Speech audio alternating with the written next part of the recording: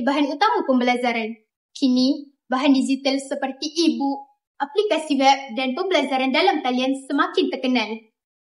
Bagaimanakah bahan digital membantu dalam pembelajaran? Apakah kesan daripada perubahan ini? Dan bagaimanakah perubahan ini dapat mencorak masa hadapan yang cerah? Saya, Kaisara binti Khairul Anwar, akan merungkaikan persoalan-persoalan ini dalam segmen Bahan Digital Memperkasa Pendidikan Negara.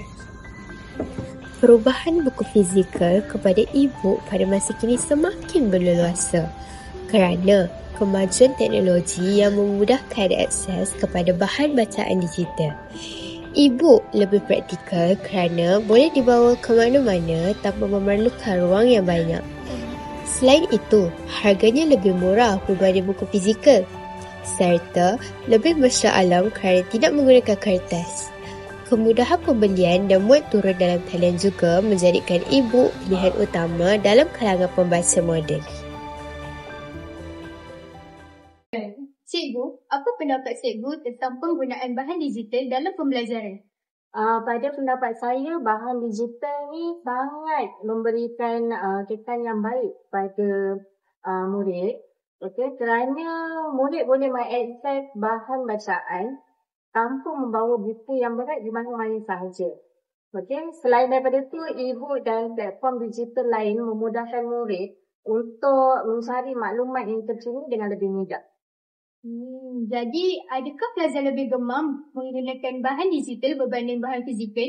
Ya, murid sekarang dia lebih suka membaca buku di skrin kerana ianya lebih interaktif dan lebih menarik.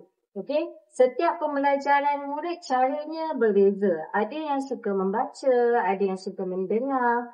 Jadi yang suka mendengar tu mereka boleh menggunakan buku versi audio yang disediakan oleh sesetengah buku.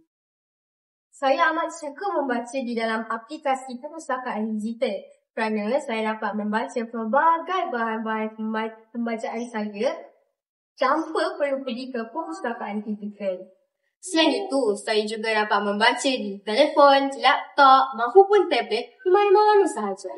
Bagaimanakah bahan digital dapat membantu dalam pembelajaran anda? Ia amat membantu, terutama sekali di semasa saya membuat ulang kaji. Saya dapat mencari maklumat di dalam laman web dan saya juga dapat menonton video berkaitan tentang topik yang saya pelajari supaya saya lebih faham. Dengan ini, ia memudahkan saya untuk melanjutkan pembelajaran saya di kelas dengan lebih kefahaman tentang topik tersebut.